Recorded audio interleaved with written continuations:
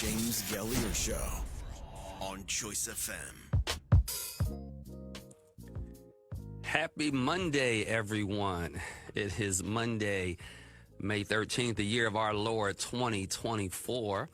This is James Gailliard. Welcome for another edition of the James Gailliard Show right here on Choice FM, 92.1 FM. Lock that in on your dial so that we can have a conversation. This is the show that we talk about the things that matter, the things that advance our lives, the things that we might debate about. But the reality of it is the two things that we're often told not to talk about are the two issues, the two subjects that are the single most important subjects in our lives: politics and religion. And so religion is going to make sure I get somewhere better one day, and politics is going to make sure I get around earth a little bit easier. And so on this show, I talk a little bit about politics, a little bit about culture, news, sports, religion. If you want to have a conversation with me, I'll take a quick call. But if not, I have a whole lot of content. If you're in the 919, shouting out all my Raleigh and Durham folk, 872-9210. And if you're in the 252, Rocky Mount, Wilson, Roanoke Rapids, Scotland Neck, all of those areas, 937-7400. So if you've been with me before, you know that I start every show with two segments. And the first segment I always start with is They Said What? And They Said What is our segment about what did your man or woman of God preach about yesterday. As you know, I pastor the wonderful folk in Rocky Mount and around our state and around our nation at Word Tabernacle Church. Been here now 19 years as senior pastor. Yesterday, I preached on Mother's Day about burdens. I want to recap that for you. I don't know who this is for, but either you can shed a burden, which means you know it's not meant for you to carry, or you can share a burden, meaning you won't carry it alone, or you can shoulder a burden, which means it's your cross. It's something you're going to have to deal with. Please receive this word. Do not shoulder what was meant for you to shed. Do not shoulder what was meant for you to shed. And so I want you to think about your life and what God has you at, where he has you at this place in your life. And just want to encourage you to shed some burdens. Let some stuff go. Don't carry things that are meant for other people. But also be mindful that just because you're carrying something does not mean God's hand is off you. It means he's going to use that burden that you're shouldering to advance you, to enlarge your faith, to promote what he's doing in your life. And so that's what I preached about, in essence, on Mother's Day. And since we're talking about Mother's Day, the second segment that I always do is what happened when we were together last, since we were together last. I want to talk about two things. First of all, I just want to talk about mothers. I want to take a moment and talk about mothers. Yesterday was Mother's Day. I think I would be remiss if I did not just take a moment and just have us reflect on our mothers. I want to encourage you to do that. It was a tough day for me. In all honesty, I really struggled more than I was expecting. I never know, right? I don't know if you've ever lost someone really close to you. None of us are really, tuned in enough to our emotions to know when things are going to trigger for us and when the weight gets particularly heavy. For me, yesterday it was just one of those heavier days. I found myself hanging out for a little while at the cemetery, about an hour and a half or so. Just kind of sat there and reflected upon my mother's life. And I even took a chair out there with me and just kind of reflected and then just tried to get a little stress off me and wound up washing my motorcycle, just as a stress reliever. And want to encourage that, by the way. What are you doing to relieve your stress? I mean, we need to have healthy outlets. This is a question I love to ask people. What are you currently doing to decrease the amount of stress that your life is under, that your body is under, that your mind is under? Make sure you've got a healthy, notice what I said, a healthy outlet. But I'm grateful to God for my mother. I'm sure many people who are watching the show, and I'll jump online in a little bit and see who's out there. If you're just tuning in, This is James Gailliard, and you are listening and or watching the James Gailliard Show right here on 92.1 FM, Choice FM, the People Station. And this is really your show. This is the show where I really want to talk about the things that will advance your life and that will promote your life. But I'm talking about Mother's Day since Mother's Day was yesterday. I was blessed with an exceptional woman who raised me, Ruth Mae Gailliard. No one did it like her. She was rare, and can't begin to express in words how much I miss her voice, her advice, her encouragement, her guidance, just her ability to live as sacrificially as she did. I am really the real recipient, and I'm a byproduct of a person who really sacrificed so that I could have the life that I have, and I'm grateful. And so really reflected heavily on my mom. You know, all the hats at church on Sunday had me really thinking heavily about her. She's going to wear a hat to church. She was old school. She didn't wear pants at church, and she was going to wear a hat most times. And so just want to encourage you to think about mom, reflect upon mom. If you still have your mother, listen to me. Take good care of her. And I'm not talking about just one day a week. I'm grateful, one day a year rather. I'm grateful that for the last 7 or so, 8 years of my mother's life, I was able to take really, really, really great care of her. And I'm grateful to God that he gave me that opportunity and that space and time with her. So since we were together last, we celebrated Mother's Day, but since we were together, and so let me shout out all the mothers out there. Let me shout y'all out. Come on, shout your mama out. Shout your mama out. But since we were together last, I've attended some graduations.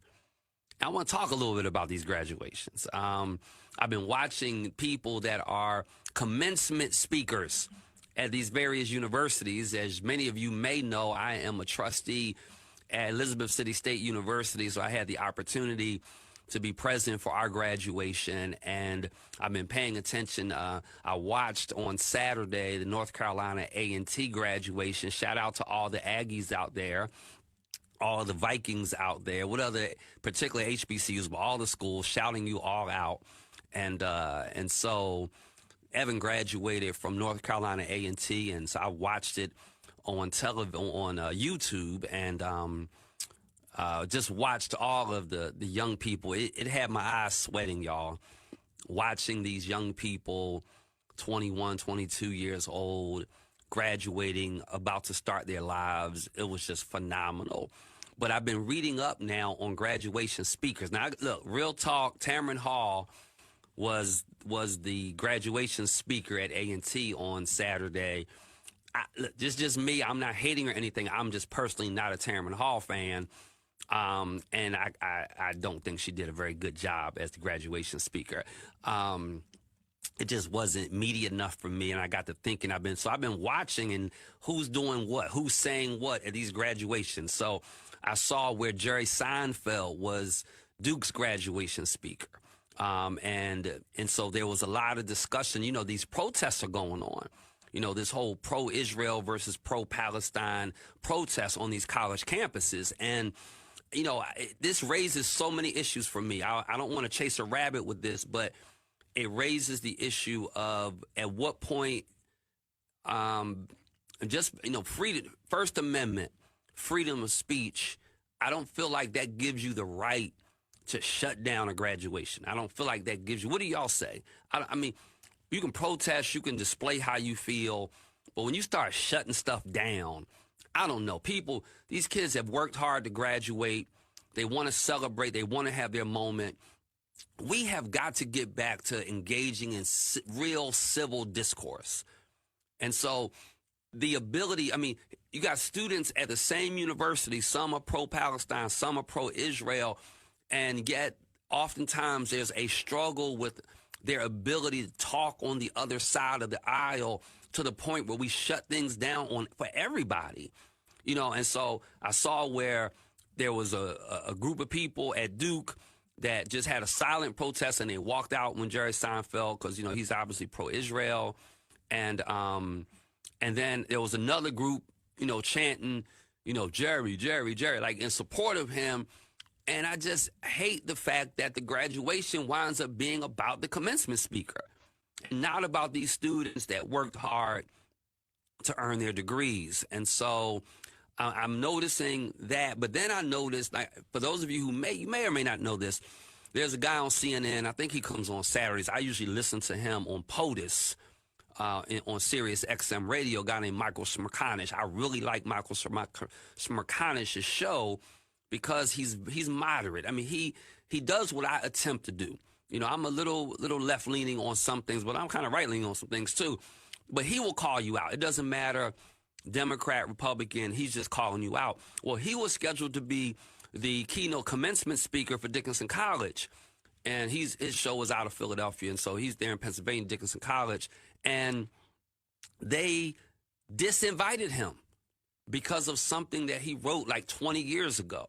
And I just thought it was just unfortunate because do we believe in the First Amendment or right or not? Or do we only believe in the First Amendment when it's somebody expressing something that we agree with?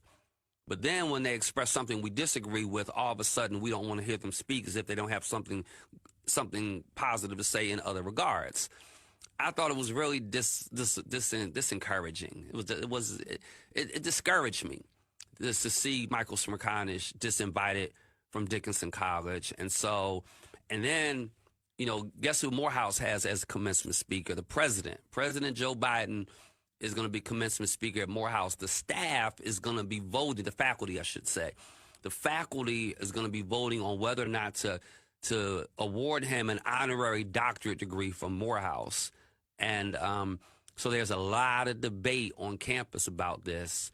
I'm nervous about President Biden being at Morehouse. When I was a student there, on more than one occasion, Ronald Reagan was president then. On more than one occasion, President Reagan visited us at Morehouse, and they tend to do that. It's probably the finest university for African-American males in the world. And so they come by and kind of, talk with us and make their appearances, particularly if it's an election year. And so President Biden is going to be the commencement speaker at Morehouse. But what say you about this issue? So here's where my question for you is. First of all, at what point do you believe that your First Amendment right to free speech, do you believe that gives you the right to boycott public events? Do you believe that your voice should be so widely accepted and heard that if it means I shut down a graduation, then oh well, so be it? So at what point do you feel like it's enough? But here's my second question to you. If you could choose anyone to speak to a group of graduating college class, who do you think would be a great commencement speaker? Would it be Barack Obama? Would it be who would be a great commencement speaker? I'm going to have to pull y'all up so I can see what kind of things you're saying. So I have a twofold question. First, who would be your commencement speaker is my first question. But then my second question is, what would you say to them? What would you say to them? I've jotted some things down that if I were asked to speak at a college commencement, it's like, what would I say to these students, right? So this is some of the things I jotted down. I would tell them, first of all, to develop what I call success skills. I would encourage them, because I think that there are certain skills that are transferable regardless of what your industry is. Now if I got to a college student, if I got to a student before they graduated, I would tell them to choose their major very carefully. Like literally major in something where you can get a job and actually make money. That's a whole nother conversation. But I would tell them to develop success skills. I think oftentimes, and I've seen this in situations, people have the degree, but they don't know how to do anything. They have the degree, but you're looking at them and you're literally scratching your head like, you have a degree? So I think the question becomes, what then are success skills? I jotted down a couple. So if you're tuning in, this is James Gailliard, listening, watching the James Gailliard Show. I'm just kind of getting warmed up today before I get into some heavy conversation around education. But talking about commencements and college graduations and what's going on these campuses and the protests and First Amendment rights. And what would you say to a graduating class if you had the ability to speak to them? Or who would you want speaking to them? And so I would tell them to develop some success skills, because I think you need to know how to do something. I oftentimes told my children when they were growing up, you know, when somebody writes you, and these days we don't write personal checks as much as we used to, but when you're writing a personal check to someone, there's a little line on the left side of the check as you look at it that says "for" with a line, meaning you're writing on that line what you're paying for. Why did you just give a person your check? That's how you have to view your paycheck. You have to view your paycheck from the lens of it has somebody's signature on it. What did they pay for? What product did I deliver? What service did I deliver? It's all about deliverables, right? And so what are you able to do? What success skills can you offer? So let me say a couple more things about that. I would tell them to be a lifelong learner. I would tell them, you think about AI, artificial intelligence, right? Intelligence, and how quickly it's evolving, right? So really becoming lifelong learners, paying attention. I mean, the advent of social media to the extent that it is now just did not exist like this 20 years ago. And look at how rapidly moving things are. So really understanding that you have to commit yourself even after graduation to becoming a lifelong learner. You've got to be a student of society and a student of what's next. It's kind of like, you know, the hockey game is on tonight. Hopefully Carolina, the Hurricanes won't get eliminated tonight. So, you know, pushing for the Hurricanes. But, you know, Wayne Gretzky, probably the greatest. I mean, I don't keep up a whole lot with hockey, but one of the greatest players certainly to have ever played the game. You know, when asked about his success, he always said, I skated to where the puck was going, where the puck was going. Not where it was, but where it was going. So like having the ability to know where things are headed, I would tell them. The other thing that I would tell them is to learn how to solve problems. Learn how to solve problems. Then I would tell them to manage your money well. That it doesn't matter if you make $100,000 a year if you spend $101,000. And you could be very happy, you know, making $40,000 a year if you only spend $30,000. So really helping manage your money well, because that goes so far in terms of your happiness of your life. It's not just enjoying what you do, which I hope everyone does, but doing it in such a way that you're not broke, you know, a day after you get paid. So I would tell them to manage your money well. I would tell them to work on their communication skills. I would tell them to have the ability to know how to articulate their positions well. And I'm going to check and see what some of you are talking about. I would tell them to be able to articulate, because people are going to judge you based upon how you communicate, right? How you express yourself. And I think oftentimes when, you know, you bump into people, man, and they don't have good subject-verb agreement, or they don't have a good command of the English language, or they use profanity a lot, which is always evidence of a mind that is not well prepared, not well read, that lacks words. I think those things matter. And so how do you communicate? You know, this is why you have to be careful about text messaging. All my young people out here, all these abbreviations and stuff, you know, and all these little letter codes you're putting in, you can't do that on a resume. You know, you've got to be able to spell the word out. You have to be able to have it, all the information accurate together. So I would tell them to make sure they worked on their communication skills. I would also tell that we're talking about what would you tell a college graduate? If you were the commencement speaker, what would you tell them? I would also tell them their appearance is important. You know, you don't, and I'm not, look, if you want to wear, however you want to wear your hair is how you want to wear your hair, but just let it be nice, right? Just let it look like it's been done. And so I would tell them your appearances matter, you know, that you don't need to display all your body parts when you get dressed. And there's a way to still look nice and still look presentable, but yet fashionable. And also I would tell them to watch out for their appearance. And then I would tell them to be a good citizen. I mean, I would tell them just be a good citizen. Participate in society. Give back. Become a mentor. Get mentored. Help other people. Be responsible. You know, pick up after yourself. Just be a good citizen. Be a good person.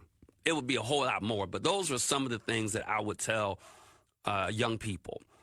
I said Master P would be a great speaker.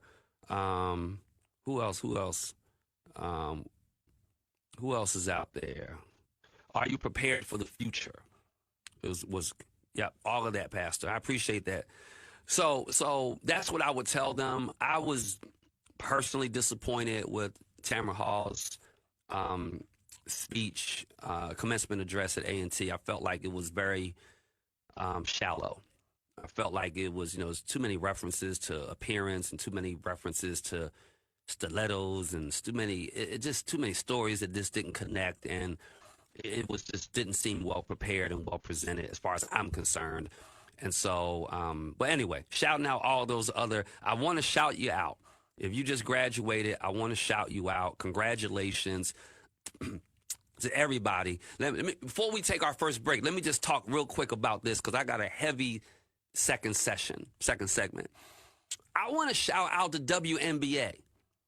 You know, like I want to go ahead and be amongst those people that start advocating that North Carolina have a WNBA team. There's 12 teams right now. Atlanta has a team. Chicago has a team. Connecticut has a team. Dallas, Indiana, Las Vegas, Los Angeles, New York, Minnesota, Phoenix, Seattle, and Washington. We need a team in North Carolina. And I'm loving this WNBA stuff that's going on. I think it is outstanding. I'm excited for it. I'm here for it. It's kind of mind-boggling to me that they've been flying commercial all this time, and now, you know, they've been able to find some money so they can start flying charter, which I think is great. I don't like the data, y'all. I don't like the data with the NBA versus WNBA. I thought it was a far more extreme division between fans, but it's like 3 times the average NBA game is 18,000 fans. The average WNBA is 6,000. Oh, that's going to change, I know. So this is why I don't like the data. So that's 3 times more the fan base. But the average salary for the WNBA player is around $130,000, and for the average NBA salary is $9 million. Now, you would think if the fan base was 3 times the amount, that the salary would be 3 times the amount, maybe 4. But I didn't even do the math. But $130,000 compared to $9.5 million? Come on, y'all. I want to say some more about WNBA when we come back. I want to talk about local elections being important because, and when we come back, how about a school board in Virginia has voted to restore the names, the Confederate names of 2 schools. So I want to talk about the importance of local elections. I want to talk about House Bill 823 that's in the General Assembly. This is James Gailliard. This is the James Gailliard Show. Put your questions in. We'll be right back after we pay some bills. The James Gailliard Show on Choice FM. Hey, family, welcome back. This is James Gailliard, and you are listening and watching the James Gailliard Show. Let's have a little light conversation today before we jump into the heavy stuff. Appreciate some of the comments that are out there. I really appreciate, where is it? Kevin Jones, man. Appreciate those scholarships, too, by the way, Kevin, man. It's great work you do in the community. He says success is a process and a journey. Jay-Z was carrying bags for Big Daddy Kane way before he was the billion-dollar businessman and husband of Beyonce. Look, it's so accurate, man. Sometimes people don't want to pay the price. They don't recognize that this is indeed a process. People look at Word Tabernacle Church and thousands of members, but, I remember when I had the smallest church in Rocky Mount and the smallest church in Eastern North Carolina with 14 members. And, but you have to stay faithful in those small areas and those beginnings that God gives you. Angela Pitchford says, Denzel Washington, I agree. He would be great.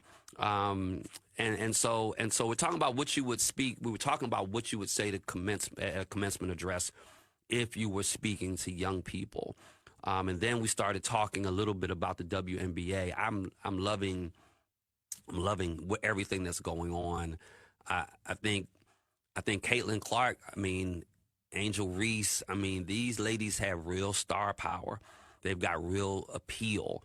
And, I'm thrilled about it. I think I'm loving their endorsements, the deals they're getting, all the good things that are happening in people's lives. Candace Parker winds up now a president of one of the divisions for Adidas after she just announced her retirement from the WNBA, and we're seeing a real spike in ticket sales and all of those good things. And so, the last basketball, the women's title game for NCAA, it was the most watched basketball game since 2019, men or women. And so I just think it's great. It's good stuff. And I'm certainly shouting out. Witness, yes. What problem can you solve? Yep. I appreciate you acknowledging that. What else is out here so I can go and catch us up? So now this is what I want to talk about, y'all. Let me do a couple things. First of all, what is your thought on qualifications running for statewide office? Senate Bill 867 is, now let me just say this, it was filed by a Democrat. It's probably sitting in the Senate Rules Committee. It's not going to move. But it does raise an interesting conversation, and it kind of is probably bill that's kind of stabbing at Michelle Morrow a little bit. If you don't know that name, get to know that name. Michelle Morrow is the Republican candidate for superintendent for public instruction. She is running against the Democratic candidate, Maurice Green. And she is a person who is not an educator. She's a person who's never worked in education. She's a person that homeschooled her children. She did have a few children in public school for a little while. But Jay Chaudhry, who is a Democratic senator from Wake County, filed Senate Bill 867, which is Superintendent of Public Instruction Minimum Requirements. The bill would mandate that the state superintendent, and here's the language of it, tell me what you think, must have at least 1 year of experience as a teacher, or a year experience as a state administrator, or a member of a local board of education, or a member of the state board of education in order to qualify to be able to run for that position. And so I'm wondering what you think. Now, understand, let me give you some background. The background is Michelle Morrow, who's a Republican candidate for Secretary of Public Instruction. She never served as a school teacher nor an administrator, never been on a local or state board of education. She did run for Wake County School Board, but she lost. And she's been a grassroots advocate for state education. And so she became a homeschooler because she was disenfranchised with what she saw in public schools. Here's my question. Do you think in order for someone to run a system, they need to be a part of the system? Now, do you think a person needs to be able to, so let's use me as an example. I've been in the General Assembly, but I've never been on the school board. I've never been in the classroom. I've never been an administrator of a school. Do you think I should be able to run all of the public schools in North Carolina? Do you think a person should be able to do that? Now, mind you, this bill is not going to go anywhere for a lot of reasons because the Constitution is what guides this. And so in order for this to become law, the people would have to vote on it as a constitutional amendment. That's never going to happen. But generally speaking, the person who serves in running that overall public education secretary spot, they're a part of what's called the Council of State. And generally speaking, the Council of State, which is 10 people, and they're like the executive body, if you will. It's the governor, lieutenant governor, etc.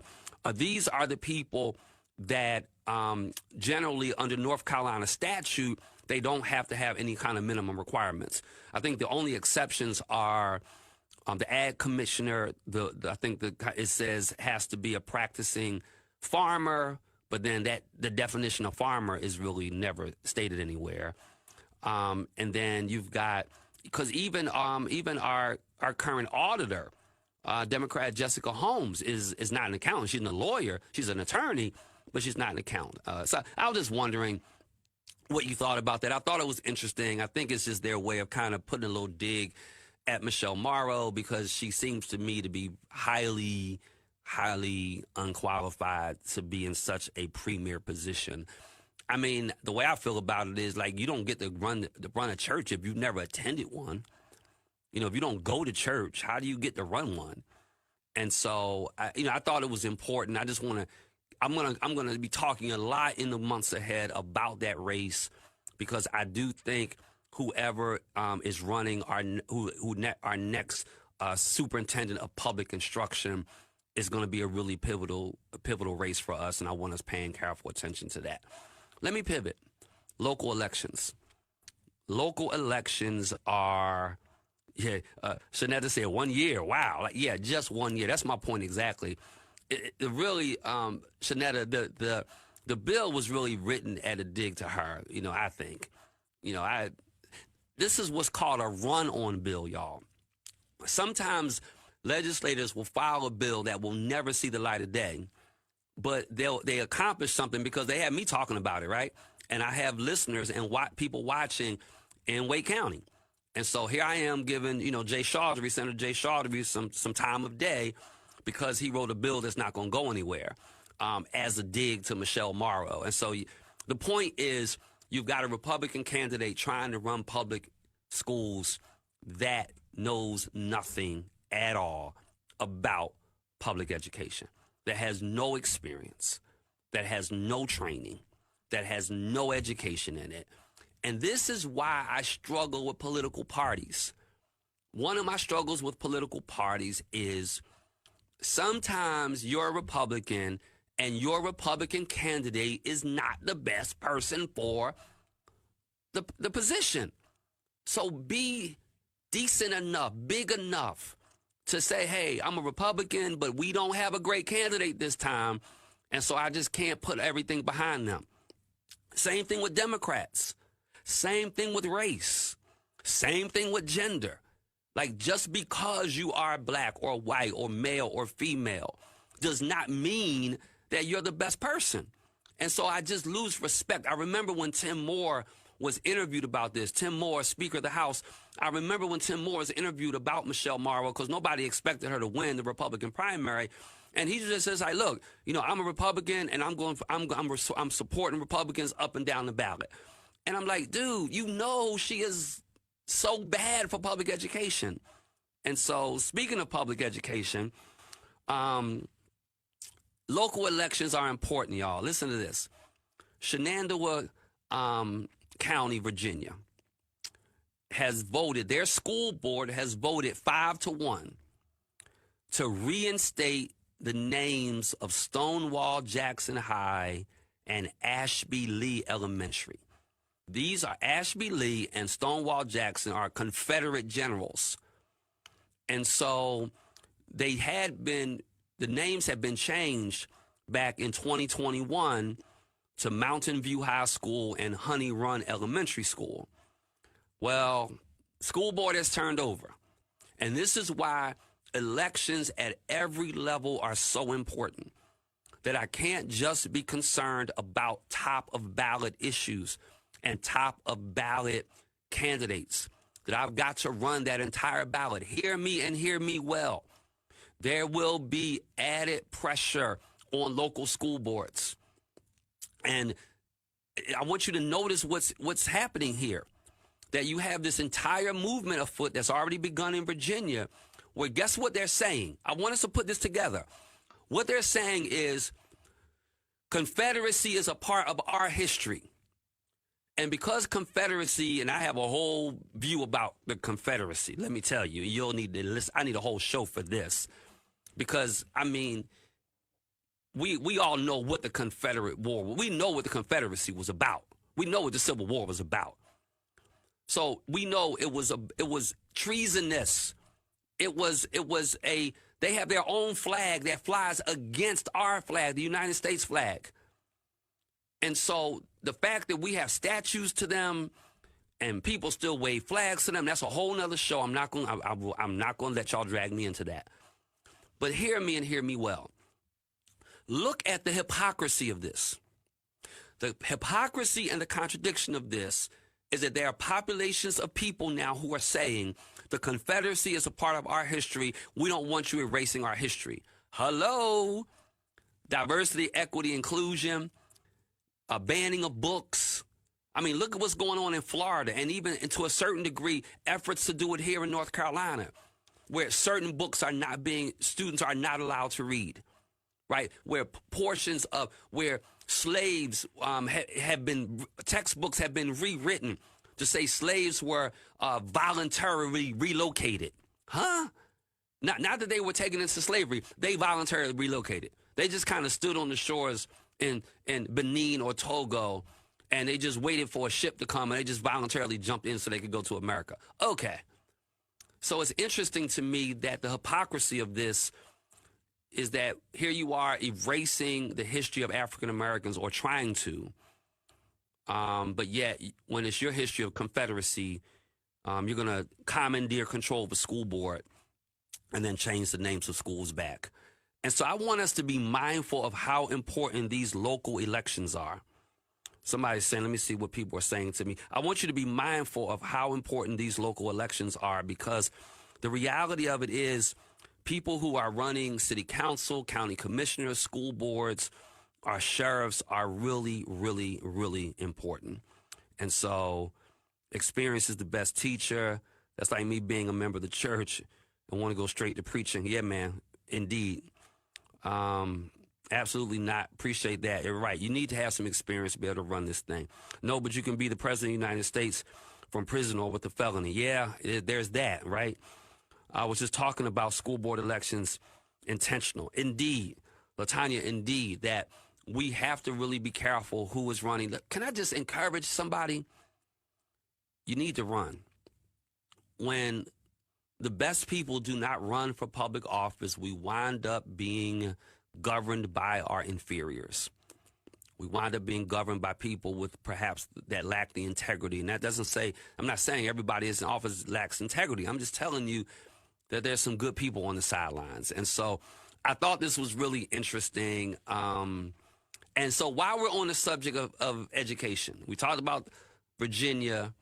We talked about the Senate bill about the minimum requirements to run the public school systems in our state. House Bill 823. House Bill 823 is an act to provide additional funds, you know what I'm going to talk about, for the Opportunity Scholarship Program. I'm exhausted, y'all. I'm exhausted. I want you to hear what the increase is like. Now, I was doing some reading. The North Carolina State Education Assistance Authority. Know that agency, NCSEAA, North Carolina State Education Assistance Authority. They're the ones with tasks with managing this program on how students get scholarships, right? So you've got these tier ranking of scholarships. So these are for, and let me just say this, because I know I get a lot of hate messages about this. The reason I struggle with opportunity scholarships is because we deliberately and intentionally and willfully underfund and undercut traditional public education, which is where the majority of educators, the majority of counselors, the majority of nurses, and most importantly, the majority of the students reside. And so I don't like people when they put some kids in front of other kids, when they don't treat all kids as being important. For me, James Gailliard, I want every child to have a great education, period. And I would never deliberately and willfully destroy a system that children were in. And so we are watching a dismantling of public education and money being wrestled away and given to a small subset of other schools and other kids, and we're clapping about it. What foolishness is that? Why would we celebrate that? So this is so crazy to me because so you have all of these applications for people to have their children in private schools, right? Well, at a certain point, a wait list hit. Now, I want you to understand the tiered system. The tier one that everybody got in were kids that were in the lowest income. Their parents were in the lowest income, okay? Well, then we get some tier two in. Well, now we have all this wait list for tier three families. Now, I want you to hear this. Let me tell you what the category is. These are the people waitlisted that the bill is now going to fund. These are families that a family of four makes $260,000 a year.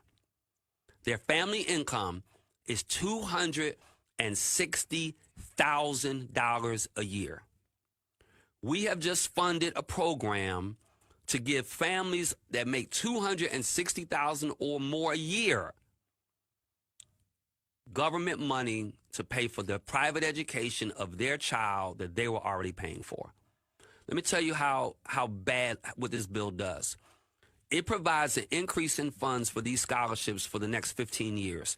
And these are recurring funds. That means they come back year after year. Now, let me show you where this has gone. When I was in the General Assembly, 2019 and 2020, we wound up funding $64 million. Listen to this data. We funded $64 million in opportunity scholarships. Then the number went up by $10 million to $74 million. Let me tell you what this bill does. This bill does, now it moves, let me just take us straight to 2031. 8 years from now, it will move, and it already passed legislation that by 2031 they will provide $540 million, $540 million in opportunity scholarships. Let me tell you what they moved it to: $800 million. $800 million to provide opportunity scholarships to a small subset of kids. And here's my concern. I read an article on school choice from the president of the Fordham Institute. And his article was really interesting. And what he says, I want to know what y'all think about this. I mean, y'all out here with me, right? I got people hanging up on me, I guess, but that's all right. And so he says school choice need not mean an expensive windfall for the rich. An important debate is brewing: how to balance the drive for educational freedom. And let me be very clear, from a public acceptability perspective, school choice is popular. I mean, let's just be honest about it, which is why I really am not anti-school choice. Unlike a lot of Democrats, I'm not anti-school choice. It's exactly the opposite. And you've heard me talk about this, if you strip money from one place, give it to another place, if you're intentional and willful about not creating an environment for a school to thrive, you're not creating an environment because it's not funded. You're not creating an environment because they can't be flexible. They can't be adaptable. They can't be innovative and creative with their curriculum and the way they do things because you have them so hand-tied. If you do that to one school system, I mean, you think about charter schools. You know, charter schools come in on the advent and they have all of this flexibility that traditional public schools don't have. And so they're hamstrung. They're stuck with being flexible. And as because of that, the systems wind up underperforming. And then you have another system over here that you're giving flexibility to. You're giving the ability to be creative. You're giving them the ability to be adaptive. You're giving them all of these, you're not putting the same restrictions on them around transportation, right? So you got all of these other factors. This other school then becomes successful. Now listen to me. School over here, you give them all the bells and whistles, they're successful. School over here, you take everything from them, they're not successful. A parent looks at the two schools. Is that choice? Is that choice? Do I really have a choice? No, of course I don't. And so the problem I have with school choice is that it's not. I have no problem with legitimacy of school choice, but we're not giving kids the legitimacy of school choice. And I definitely am, and I'm listen, James Gailliard talking. Nobody listening to this show should be paying for my child to go to public, to go to private school. I'm sorry. Nobody listening or watching should be responsible for me paying, for y'all paying for my child's private education. I just don't believe in that. Because even if I don't have a child in public schools, because 80% of everybody in the workforce came from a public school, even though if you personally, because I know what you're thinking, well, I pay my taxes, I'm paying taxes, and those taxes fund the school system. So if I don't have a child in the system, why do I have to fund it? I'm glad you asked me. The reason is because you are a user of the byproduct of the school. And so when you go to the grocery store and the cashier is there, it's an 80% likelihood that they went to a public school. When you drive up in the line to get your order, it's an 80% possibility they went to a public school. When you show up at the emergency room and they're triaging you, it's 80% likelihood they went to a public school. When you get on transit and they're driving you around, it's an 80% likelihood they went to public school. That's why you pay for it, because you use it. I use it. It has nothing to do with whether or not I have a child in it. It has to do with whether or not I use the result and the byproduct of the system. And we all do. And so, I'm frustrated with this. I want to hear your thoughts. I'm right up on my last break. This is James Gailliard. You're listening to the James Gailliard Show right here on Choice 92.1 FM. When we come back, I'm going to finish this conversation about public education, the value of local elections, and what say you on what we should be paying the college graduates. I'll be right back. The James Gailliard Show on Choice FM. Family, I'm back. We're rounding third base on today's show. I appreciate all of you and your comments and everything that you've shared.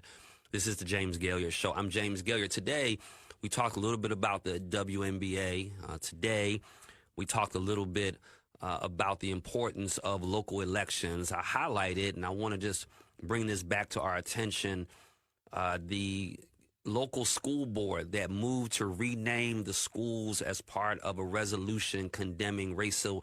So the name was changed initially like in the George Floyd era, right? And so there was a resolution that condemned racism.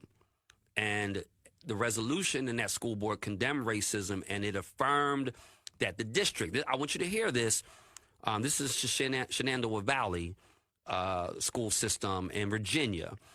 The resolution affirmed that the district was committed to an inclusive school environment. That was what their document said. So here's where my question lies. If your resolution said you condemn racism, and the resolution said you were committed to an inclusive school environment, is now this new board saying, because remember, that was an old school board. Now the board is totally turned over. Is the board now saying we are not committed to an inclusive school environment and we do not condemn racism? I'm just wondering, is that what it's saying? And y'all, I want to encourage us as we start wrapping up today. I want to encourage us. We have to organize. When I say we, I mean we can't sit on the sidelines. The reason this came about in Shenandoah Valley school system because of the Coalition for Better Schools. So the Coalition for Better Schools literally is just that. It's a coalition. They started appealing, they started advocating, they started lobbying, pressuring the school board. And let me tell you something, things like this don't happen by accident. Before they started the coalition form, let me tell you how these coalitions work. The first thing the coalition did, they got together, right, and said, listen, we need to change this thing back. In order to change it back, we need at least 4 votes. In their situation, I think it's 4. We need at least 4 votes. That means we need 4 people on the school board that'll do this for us. So the way these coalitions work is that let's make sure we run our candidates. So they identify, people that if I get elected, I'm gonna do this for you. So they work behind the scenes. We have to figure out what is the real agenda for rural Eastern North Carolina. What is the real agenda for the African American community? And I don't mean that in an exclusive way, but what I mean it in a way that, generally speaking, any policy positions that are beneficial to the black community tend to be beneficial to the white community. So when I say what is the policy positions for the black community, I'm not excluding whites. I'm not excluding Hispanics. What I'm saying is that how do we come up with an inclusive policy agenda? How do we form a coalition around it? And then how are we intentional and deliberate about putting the people in public office that are going to get across the finish line, the things that we need to get across the finish line? And so I want to encourage you, show up at your school board meetings, watch them, show up, be respectful, but speak. Show up at city council, show up at the county commissioner meetings. These local elections are so close to us. And I mean, the whole ballot matters, but these local elections really, really matter. And so they form a coalition. They wind up getting their people in elected position. And sure enough, they're overturning some of these previous decisions. And then right here in North Carolina, there's this massive move to fund on a recurring basis the private education of very wealthy families. I know I take a risk with this show because I call it straight. And sometimes, hopefully you can disagree with me without disliking me. But this is just how I feel. A person making $40,000 a year, their taxpayer dollars should not be going to pay for the private education of a person that makes $400,000 a year. That's all I'm saying. I don't agree with that. I think that is not fair. I think there's something fundamentally dishonest about that. And that is exactly what the General Assembly is doing now. And they're going to, this is going to be going on in perpetuity. Once they get to that 800,000 I mentioned to you, so they're moving from 540. The year before is moving from 540 to 775, and then from there to 800. And this is once it gets to 800 million, it locks in at 800 million on a recurring basis every year. Nobody even has to advocate for it after that. And so I'm very concerned about the state of traditional public education. And that's why I keep talking about it. But I also keep talking about it because it's in the news. So in the news, we had that HB 823. In the news, we had the local school board that reinstated some of the Confederate names of 2 of their schools. In the news, we had Senate Bill 867, Superintendent of Public Instruction and the minimum requirements. And I just want to keep all of that in front of you. I want to shout out in closing Chancellor Martin on his retirement from North Carolina Agriculture and Technical University, the largest HBCU in the country, right here in North Carolina. Chancellor Martin is quiet, kind of to himself. He's kind of unassuming. If you have a conversation with him, you kind of see him in public, you're not crazy impressed. But let me tell you, his body of work at North Carolina A&T has been outstanding. And so on your retirement and becoming Chancellor Emeritus, Chancellor Martin, I shout you out. I celebrate you.